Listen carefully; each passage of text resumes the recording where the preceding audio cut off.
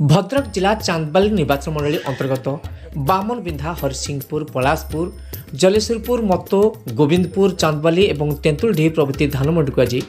BJP कृषक मोर्चा राज्य सभापति श्री महेश्वर साहू परिदर्शन करने सहित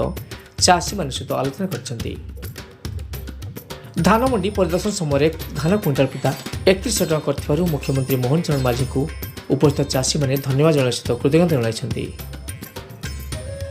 मोहन चरण माझी सरकार ओडिशा रे धान किणा व्यापक स्वच्छता और श्रृंखलित भाव करने व्यापक व्यवस्था कराई जो मैंने धान किणा कारबार में विशृंखला और असाधु उपाय अवलंबन करेंगे से दृष्टांतमूलक कार्यक्रम ग्रहण कर राज्य सभापति श्री महेश्वर साहू चेतावनी देते। यह धानमंडी प्रदर्शन समय बीजेपी कृषक मोर्चा राज्य संयोजक श्री जितेंद्र कुमार विशाल राज्य कार्यक्रम सदस्य श्री उपेन्द्र राउल शंकर संजना मंगराज नायक विजय कुमार बेहरा बुन्नू महांती लक्ष्मीधर सेनापति मलय कुमार राय राजू दास रतिकांत नायक रतिकांत बेहरा पाशुरी राउत त्रिलोचन बेहरा रूपक पल संग्राम महांती राजेंद्र कुमार दास अजय कुमार महांती देवेंद्र बेहरा पद्मनाभ दास प्रशांत कुमार माझी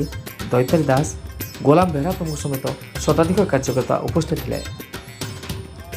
भद्रकरू हेमंत महालिक रिपोर्ट ओटीएन टीवी। देखु विगत नवीन पट्टनायक सरकार रे विजु जनता दल सरकार दीर्घ 24 वर्ष धरी ओडिशा रे धान किणा कारबार रे व्यापक अव्यवस्था कटनी छटनी एवं नवीन बाबू 2015 मसीह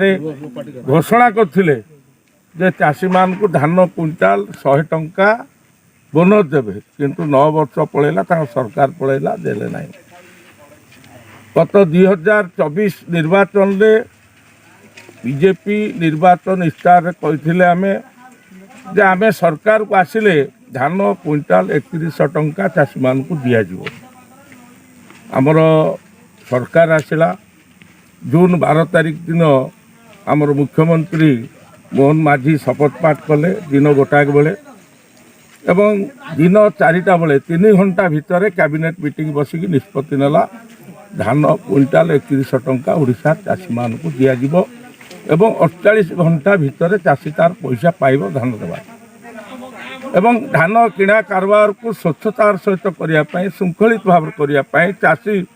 किभली भाव में सुविधा उपर आसिकी धान मंडी में धान देकी जीव किसी हैरान हम ना से मोहन माझी बीजेपी सरकार व्यापक व्यवस्था प्रशासनिक स्तर में कर।